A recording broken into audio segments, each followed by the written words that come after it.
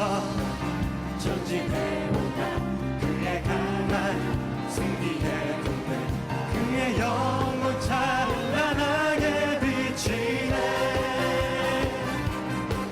찬양과 새 승리의 노래 주 찬양 승리의 찬양 누가 당하소가 주님의 군대 우리 대장 되신 구주 예수 나 주님의 뒤따르며 누가 당하소가 주님의 군대 대장 되신 우리 대장 되신 구주 예수 나 주님의 뒤따르며 누가 당하소가 주님의 군대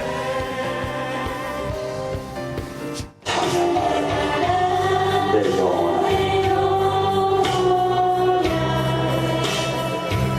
찬양하라 내 영혼아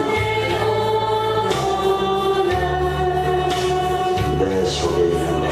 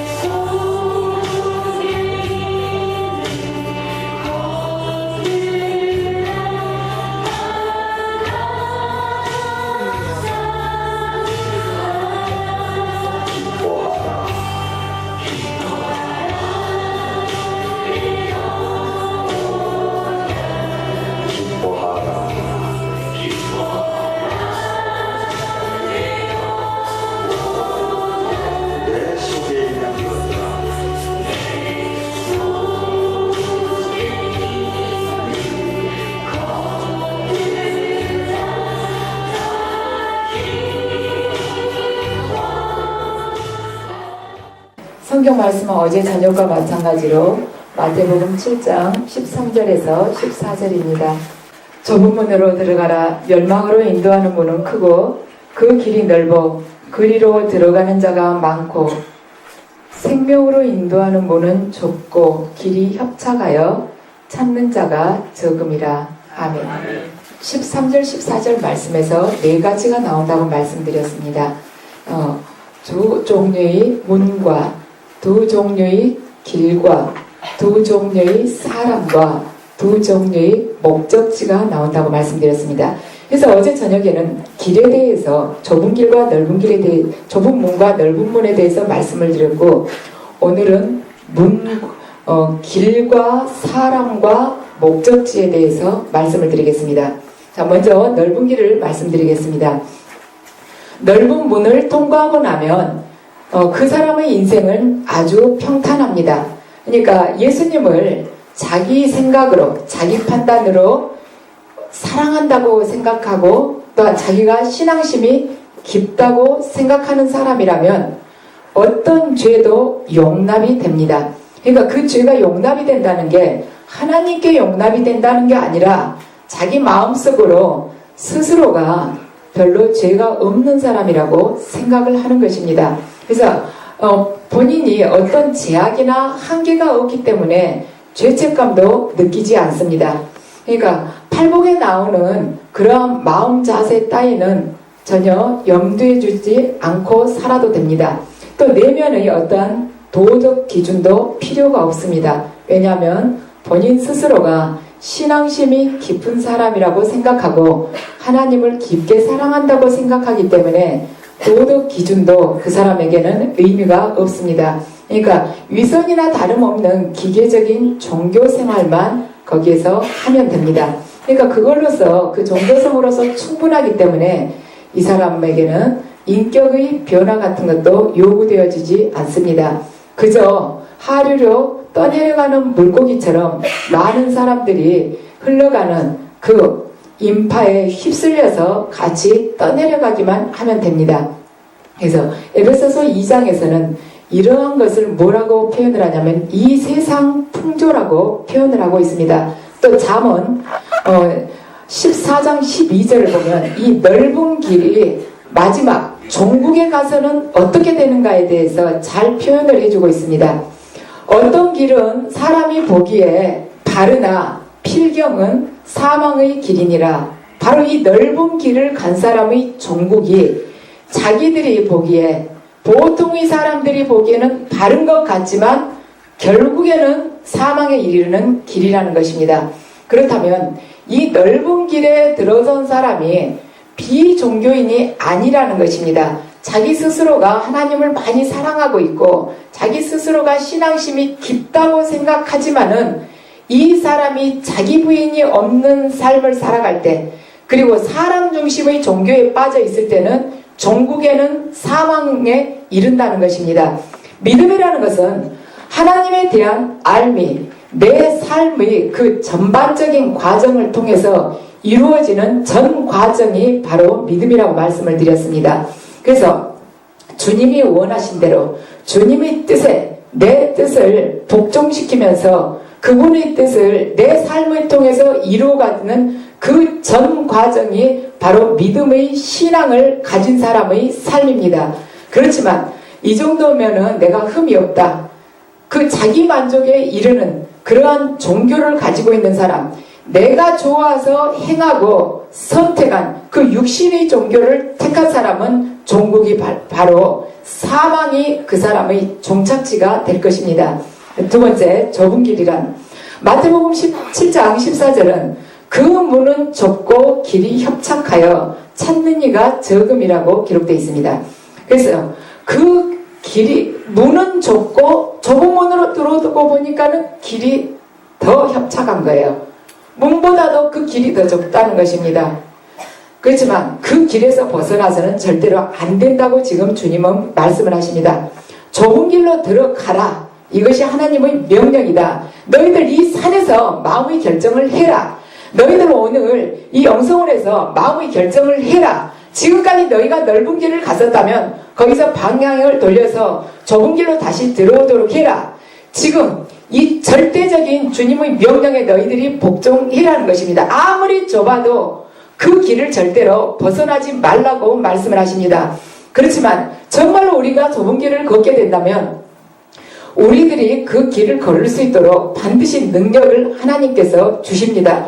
그래서 그분께서는 우리들에게 은혜를 주셔서 우리들의 약함을 통해서 그분의 능력이 흘러나와서 그 길을 반드시 우리가 쓰러지지 않고 마지막까지 걸어갈 수 있도록 그분이 붙잡아 주십니다. 하지만 우리 앞에 박해와 시련이 기다리고 있다는 것은 우리가 항상 잊지 말아야 합니다. 예수님께서 요한복음 17장 16장을 통해서 제자들에게 말씀하셨습니다.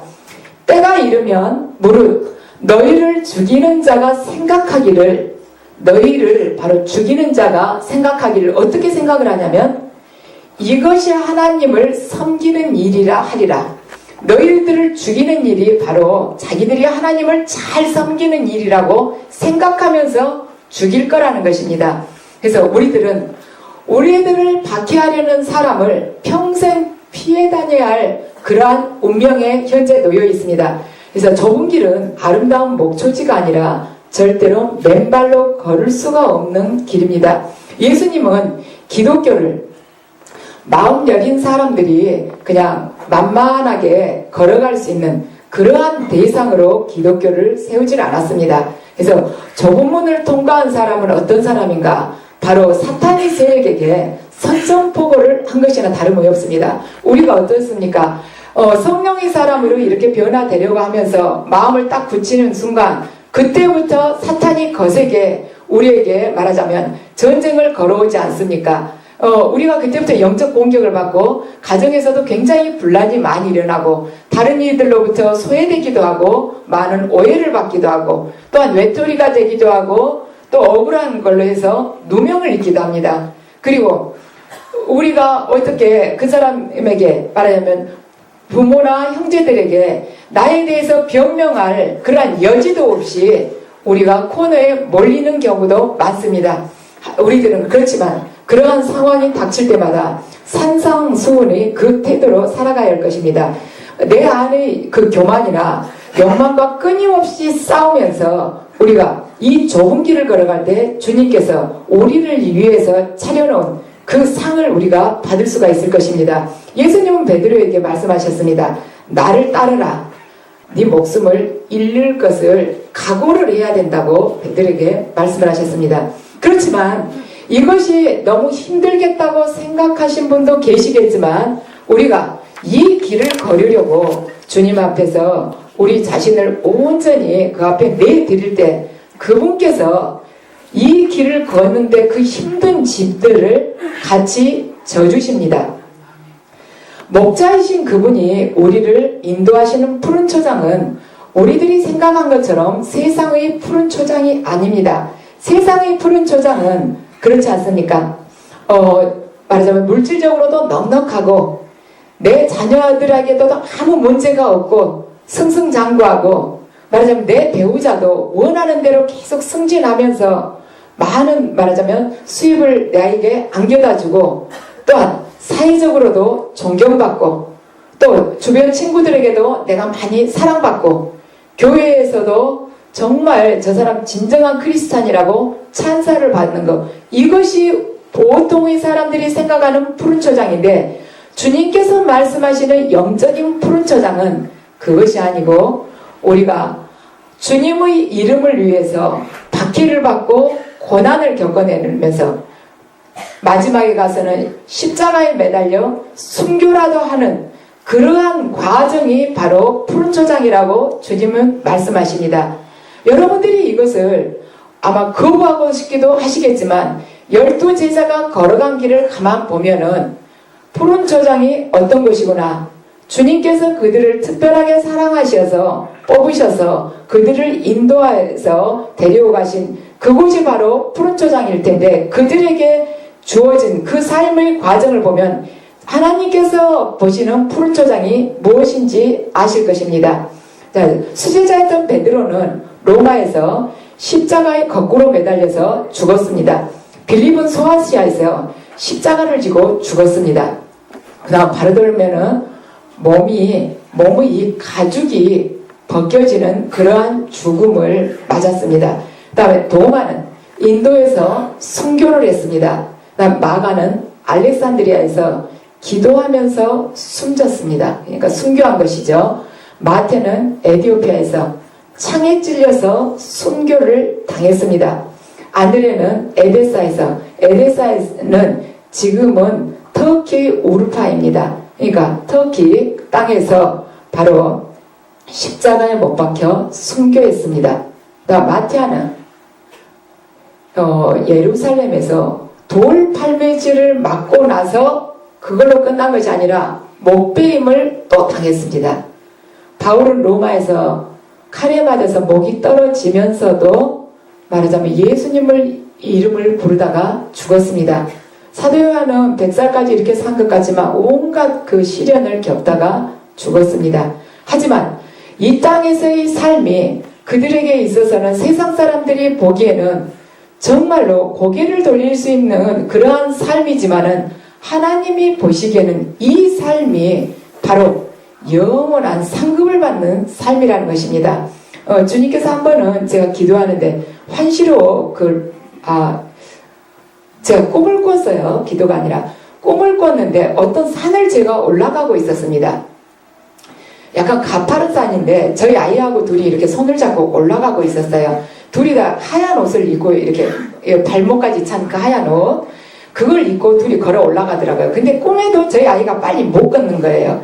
그래서 너 빨리 좀 걸으라고, 또 늦은다고 제가 그러면서 그 산 정상을 쳐다보면서 올라가는데 거의 다 가가지고 이렇게 서 있는데 보니까 하얀 옷을 입은 사람들이, 그러니까 산 정상을 쳐다보고 다 찬양을 하고 있었습니다. 바닥에 이렇게 양반다리를 하고 앉아서 다 이렇게 정상 쪽을 보고 찬양을 하고 있었어요.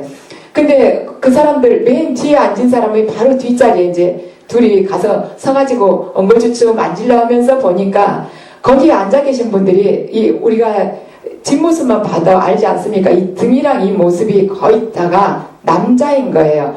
자세히 보니까 우리 영성원 식구들은 한 명도 없었어요. 그래서 여기가 무슨 집회도 아니고 우리 영성원 식구들은 한 명도 없는데 여기가 어딘가 그러면서 거의 다 남자들이다. 그렇게 한 20명이 넘었었습니다. 그러다가 엉거주춤하면서 반쯤 앉으려고 하다가 제가 깼습니다. 팍 앉았으면 좋았을 텐데. 그래서 이제 그것이 어떤 의미인가 계시를 받아보니 거기에 앉아 계신 분들이 순교자라는 것입니다. 순교자한테 그렇게 상급이 큰 거예요. 그래서 하나님을 위해서 우리가 이 하나뿐인 어떻게 보면 육신의 목숨이지만 이걸 내놓을 때 그분이 영원한 생명을과 또한 상급을 우리에게 허락하신다는 것입니다. 그래서 우리가 방금 좁은 길과 넓은 길에 대해서 알아봤죠. 그래서 어느 길로 갈지 결정을 할 때는 목적지가 무엇인지를 먼저 생각을 해야 되죠. 우리 어때요? 어떤 목적지를 생각하고 나서 길을 어떻게 갈까 하죠. 그래서 우리 그 목적지를 우리가 어디에다 두고 가야 할 것인가. 자, 보죠. 주님은 모든 사람은 둘 중에 한 곳에 도착하게 된다고 말씀하십니다. 그러니까 하나님께서 그리스도 안에서 성취하신 그 종교 외에 모든 종교들은 종착지가 어딘가, 목적지가 어딘가, 바로 멸망입니다. 그래서 그리로 이끄는 길에 서기는 아주 쉽습니다. 왜냐하면 원하는 것을 다 가지고 갈 수가 있습니다. 또 그리 들어가는 데는 아무 기준도 없습니다. 좋은 번연은 찰로역정에서 어떤 이들에게는 지옥 입구가 천국문 바로 앞에서 시작된다고 이야기하고 있습니다. 그러니까 그 찰로역정 보면 나오죠. 그 크리스찬이 말하자면 믿음의 이 길을 쭉 여정을 걸어가고 있습니다. 근데 천국문이 앞에가 딱 나타났는데 천국문 바로 앞에가 지옥으로 내려가는 계단이 시커멓게 입을 벌리고 있어요.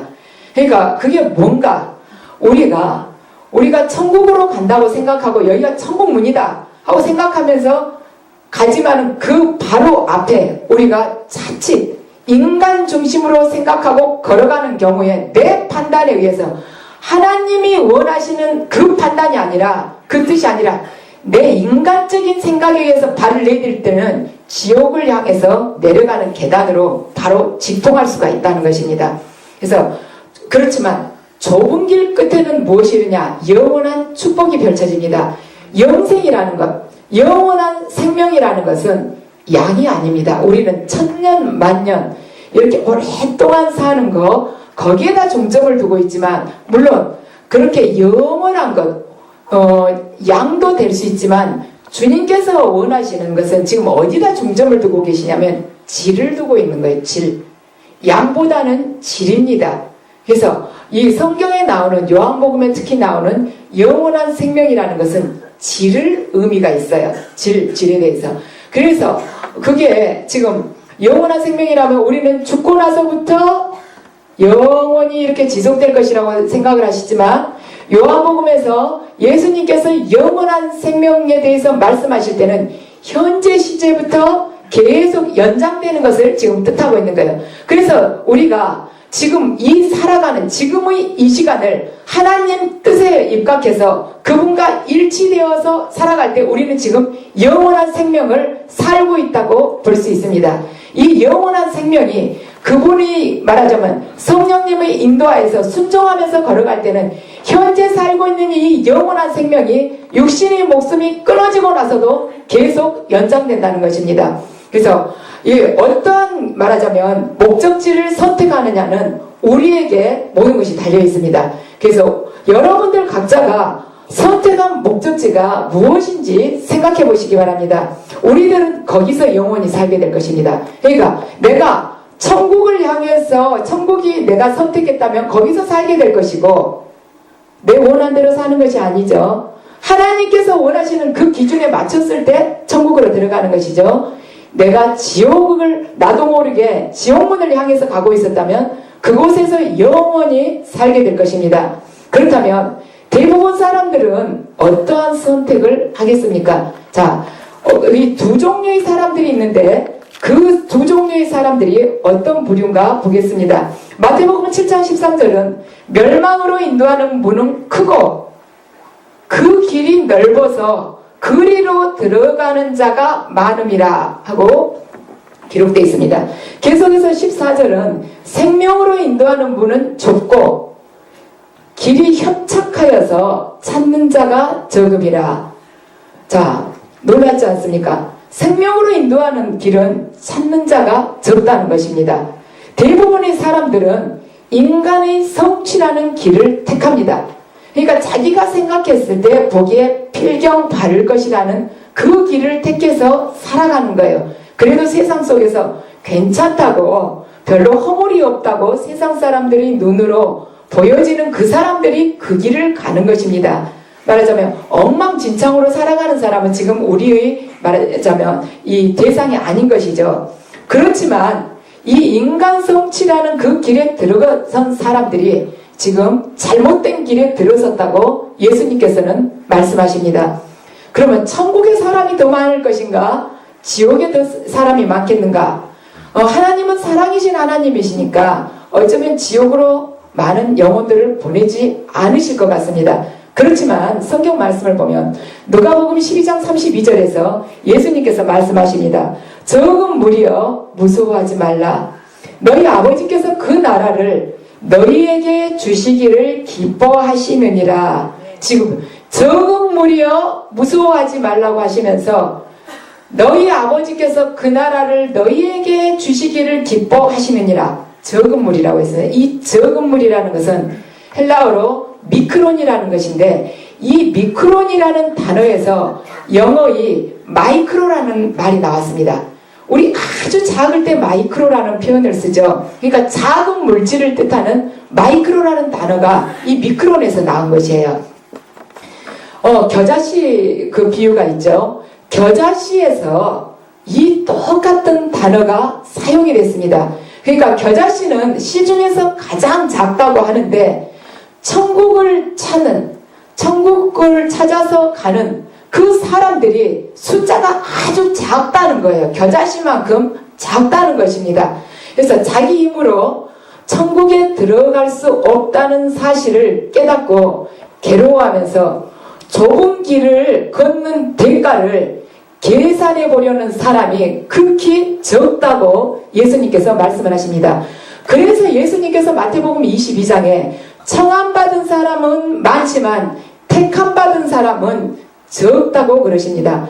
그러니까 여기 이제 잔치를 벌인다고 사람들을 가서 데려오라고 그러죠. 그러니까 이 사람들이 뭐 자기는 결의소가 있네, 결혼한 지 얼마 안 돼서 가봐야 되는 막 그러죠. 그러니까 예수님께서 구원받으라고 초청장은 보냈지만은 세상 일의 마음을 빼앗겨서 정말로 귀한 하늘나라의 그 초청을 거부한 사람이 굉장히 많다는 것입니다.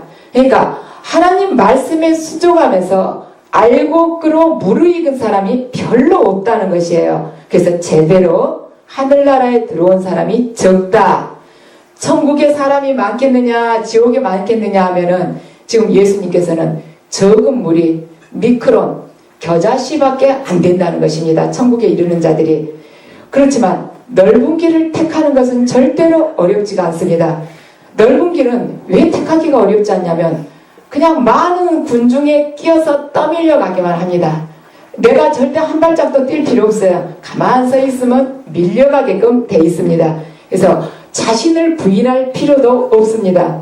그 다음에 자신의 삶을 자신의 삶 위에다가 예수님을 덤으로 얻는 거예요. 내 삶을 그러니까 부인할 필요가 없으니까 내 삶이 그대로 살아서 남아있죠. 살아있는 그 위에다가 예수님이라는 종신보험을 하나 딱 들어놓는 것입니다. 그리고 나서 내가 굉장한 독실한 신앙심을 가진 사람이라고 하면서 만족을 하면서 교회를 다니게 되면 반드시 그 사람이 넓은 길에 들어섬이 확실하고 그 사람이 종국이 사망에 이를 것이 분명할 것입니다. 그래서 그 끝에는 재앙이 무시무시한 재앙이 기다리고 있습니다. 예수님은 누가복음 13장에서 이렇게 말씀하십니다. 좁은 문으로 들어가기를 힘쓰라. 내가 너희에게 이르노니 들어가기를 구하여도 못하는 자가 많으니라. 반도 못 된다고 안 하시고 많다고 하셨습니다. 집주인이 일어나 문을 한번 닫은 후에 너희가 밖에서 문을 두드리며 주여 열어주소서. 그러니까 주님이라고 부른 사람들이지만, 그렇지만 하나님께서 문을 탁 닫고 나서 주님 주님 하면서 아무리 열어달라 해도 안 열어주신다는 거예요. 그들이 말하자면 주님의 말씀을 길거리에서 말하자면 배움을 들었고 그 가르침을 들었고 주님하고 함께 먹고 마시고 그렇게 왔지만 나는 너희들이 어디서 왔는지 나는 알지 못한다. 너희들이 마귀의 종이기 때문에 나는 너희들을 알지 못한다. 행악하는 자들아 나에게서 떠나가라. 그러니까 교회에 발을 다 딛는다 해서 주님이 기꺼이 두 팔 벌려서 환영하시지 않는다는 것입니다. 주님과 함께 먹고 마시고 가르침을 들었지만 떠나가라고 하시겠다는 것입니다. 보라, 나중된 자로서 먼저 될 자도 있고 먼저 된 자로서 나중될 자도 있느니라 하시더라. 자, 나중에 이 세상에서 말하자면 살아계신 하나님을 제대로 만나지 못하고 자기 뜻대로 자기 마음대로 살다가 어느 날 주님의 강한 은혜로 해서 하나님의 살아계심을 느끼면서 완전히 새 피조물로 영혼이 새롭게 변화돼서 하나님의 말씀에 자기의 목숨을 내놓으면서 살아가는 자가 있을 것입니다. 그 사람 포도원에서 오후 5시에 와서 열심히 일한 사람 6시에 그 사람도 말하자면 똑같은 급료를 받는다는 것이죠. 아침부터 일찍 와서 일을 했지만 자기 원하는 대로 하는 경우, 자기 만족에 의해서 신앙생활하는 경우 아무리 문을 두드리면서 열어달라고 해도 나중된 자로서 열어주지 않을 수 있다는 것을 지금 예수님께서 알려주고 계십니다. 예수님은 지금 종교 없는 사람들에 대해서 말씀하고 계신 것이 아니라 스스로 옳은 길에 들어섰다고 생각하는 종교적인 사람들에 대해서 지금 언급하고 계십니다. 그러니까 자기가 구원받았다고 착각은 하지만 지금 천국문이 그 사람들 앞에서 닫히는 것을 볼 사람들이 많다고 지금 예수님이 말씀을 하십니다. 그래서 넓은 길로 간 사람들은 그 길이 결국에는 천국으로 인도하는 길이 아니었다는 것을 죽는 순간에 깨닫게 될 것입니다. 그래서 천국으로 가는 길은 좁습니다. 하지만 그 길은 죄인 중에서도 가장 괴수도 보듬어 안을 만큼 또한 넓은 길입니다. 왜냐하면 죄인의 괴수도 자신의 죄를 회개하고 애통해하면서 주님의 이름을 위해서 박해받는 자가 되고자 힘쓸 때 하나님께서 그를 보듬어 안을 만큼 그렇게 넓은 길이라는 것입니다. 그렇지만 우리들은 혼자서 좁은 길로 들어가야 합니다. 아무 길도 선택하지 않는 것도 하나의 선택입니다. 그리고 우리들 각자는 내가 선택한 그 결과를 받아들이고 책임져야 할 것입니다. 지금부터는 이번 월요일에 12월 17일 날 제가 아침에 기도를 하는데 주님께서 주신 계시에 대해서 말씀을 드리겠습니다. 주님의 음성은 들리지 않았고 통성기도 하는데 환시로 이것이 이틀 동안 계속해서 보였습니다. 어떠냐면 완전한 허공이에요. 허공에 뾰족한 이렇게 낭떠러지처럼 되어 있는 이런 절벽 같은 두 개의 낭떠러지가 있습니다. 낭떠러지가 이렇게 아주 창끝처럼 쭉 공중에 딱 솟아가고 있는 거예요. 그런데 그 위에 한쪽에는 제가 서 있고 한쪽에는 주님이 이쪽에 서 계셨습니다. 그런데 저는 그 주님한테 갈 수 있는 길은 뭐냐면 딱 보니까 이 낭떠러지 꼭대기 여기하고 이쪽 낭떠러지 꼭대기하고 이어지는 것이 가는 밧줄 같은 것이 하나 있는 거예요. 근데 이 밧줄이 두께가 굵기가 어느 정도 되냐면 제 발바닥 이 볼이 반 정도밖에 안 됩니다. 그러니까 발로 딱 디뎠다 하면은 이 밧줄 같은 것이 동그랗게 이렇게 말아져 있으니까 획 동그랗게 팍 돌기만 하면 아래로 툭 떨어지게 돼 있어요. 그런데 아래 이렇게 낭떠러지 아래를 보니까 시커먼 가운데서 회색 그 뭉게구름 같은 거, 막 안개 같은 거 막 이렇게 부풀부풀 이렇게 둥둥 떠다니고 있습니다. 제가 거기 떨어졌다면 바닥도 보이지 않아요. 어디까지 추락을 해야 될지 땅바닥이 안 보이는 그런 낭떠러지 계곡이었습니다. 근데 예수님께서는 그 길을 지금 저한테 걸어오라고 하셨습니다. 그 좁은 길을 걸어오기를 저쪽에서 기다리고 계세요. 그래서 제가 굉장히 이제 두려워하면서 한 걸음을 그 밧줄 같은 그 위에다가 이렇게 딱 디뎌봤습니다. 그러니까 이게 흔들흔들 이 고무줄 출렁거리듯이 그러는 거예요. 그런데 자세히 이걸 보니까 밧줄이 우리 보통 밧줄은 이렇게 가는 비닐 같은 걸로 되어 있나요? 그런데 이게 종이로 되어 있는 것이에요. 이게 꼬아자는 게. 근데 자세히 보니까 또 종이가 오래돼가지고 또 누렇게 퍼석퍼석 그렇게 색깔도 발현되다가 부서지기 직전인 것입니다. 가만 보니까 그 종이 속에 주님께서 제게 해주셨던 그 말씀이 다 기록되어 있었습니다. 그러니까 말씀의 두루마리를 말아서 지금 걸어오라고, 그걸 딛고 걸어오라고 지금 주시는 것입니다. 그래서 이제 조심스럽게 한 걸음 한 걸음 조심해서 이제 디뎌보니까 겨우 지탱할 수가 있었습니다. 그렇지만 이제 그 아래 그 안개 같은 피오른 그 시커먼 구렁을 보면 무서워서 한 걸음도 못 가겠어요. 근데 예수님을 바라보니까 조금 두려움이 그때 없어졌습니다. 그래서 만약에 떨어졌다 하면은 오주인 미아처럼 끝없는 허공으로 제가 곤두박치게 될 그러한 상황이었습니다. 근데 반쯤 걸어가서 제가 왔던 데를 반쯤 걸어가서 이렇게 딱 보니까 저는 이제 기도하면서 이렇게 눈 감고 보는 것이죠. 제가 걸어왔던 그 뒷부분, 이미 걸어왔던 그 부분이 어떻게 되어 있냐면 딱 이렇게 V자로 저는 이제 이 V자 여기 아래 뾰족한 부분이 아래 이렇게 돼 있는 이 아래 부분이 딱 접어진 이 부분이 지금 저기라고 보세요. 이 부분이 지금 그 밧줄 같은 게 이렇게 쭉 있는 그 부분에서 이렇게 딱 중심으로 이렇게 V자로 뭐가 생겼냐면 하얀 빛이 나가지고 있었습니다. 제가 걸어온 그 뒷부분은 하얀 빛으로 이렇게 V자로 확 비치고 있었어요. 그 빛의 높이가 제 겨드랑이 정도 돼 있었습니다. 근데 제가 가는 앞부분은 그것이 없는 거예요. 아직도 너덜너덜한 그 말씀의 두루마리만 꼬아져서 있었습니다.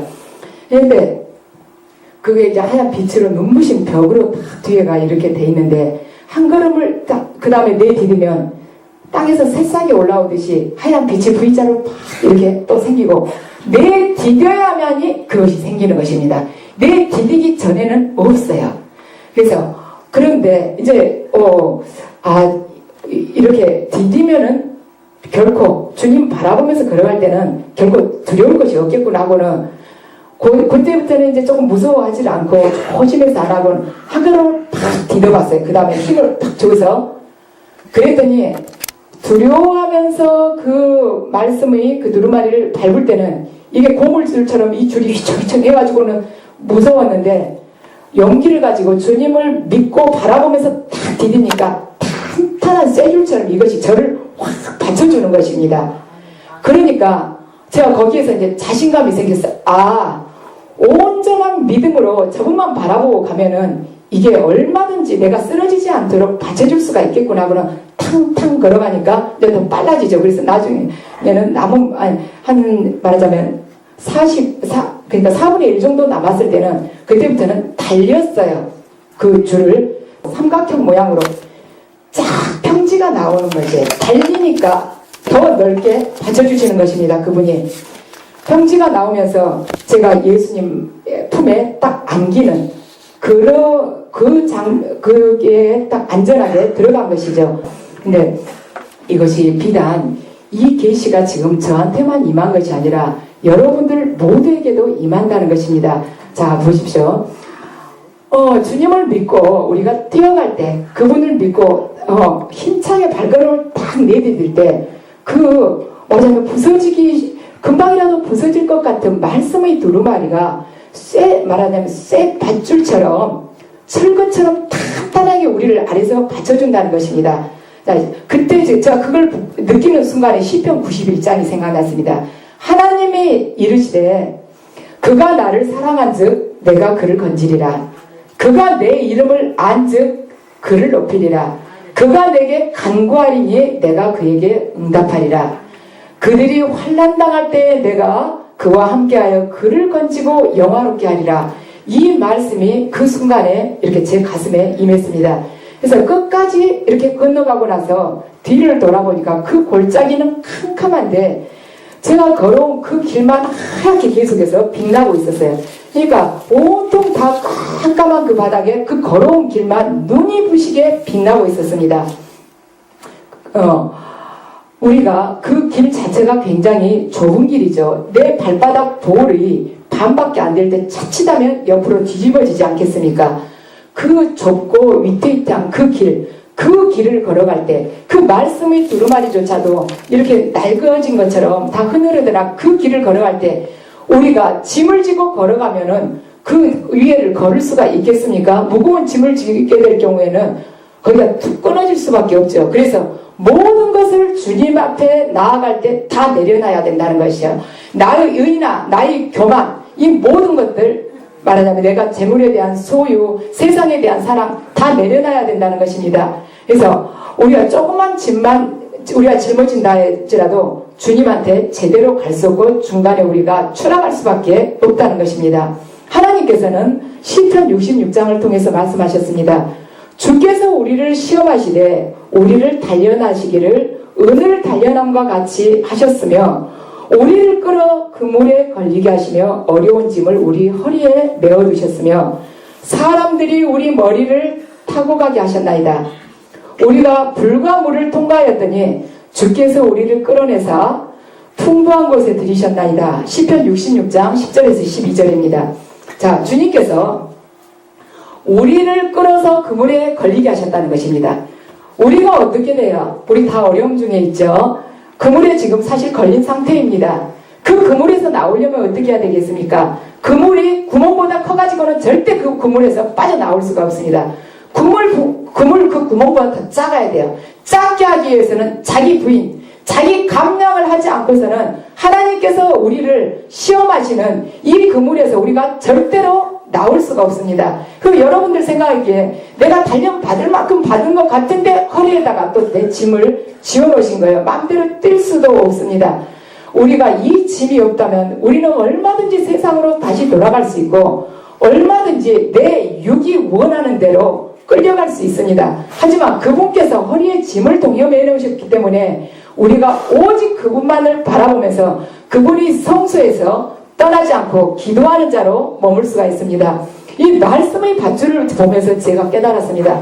주님께서 당신께서 우리에게 주신 그 언약의 말씀을 믿고 그 말씀에 의지하면서 두루마리 그거죠. 거기에다가 발을 딛고 의지하면서 그 말씀을 믿고 바라보고 걸어오라는 것입니다. 그러면 반드시 너는 승리할 것이다. 그래서 네가 마지막까지 모든 역경과 환난을 헤치고 네가 내 품에 안길 때 너는 네가 돌아온 삶을 뒤돌아봤을 때 그 삶이 이 어두운 세상에서도 영원히 빛이 나게 된다. 그래서 너희가 어떤 역경과 환난 중에서도 내 말씀에 의지하고 포기하지 않고 걸어올 때 우리는 결코 쓰러지거나 거꾸럼당하지 않고 또한 주님의 인도를 받은 우리의 족적 그 발자국마다 후대의 이정표가 되는 영원한 빛으로 남게 될 것입니다. 그래서 여러분들이 꼭 이 길, 여러분들이 걸어가시는 그 길이 지금은 어쩌면 두루마리가 터질 것처럼 위태위태하고 바로 추락할 것 같지만 그분 말씀에 의지하고 걸어갈 때 그분께서는 반드시 우리의 발길을 떠받쳐 주실 것이며 우리가 걸어온 길이 후대의 이정표, 하늘나라에서는 영원히 남는 역사가 되게끔 우리를 높여주실 것입니다. 수고하셨습니다.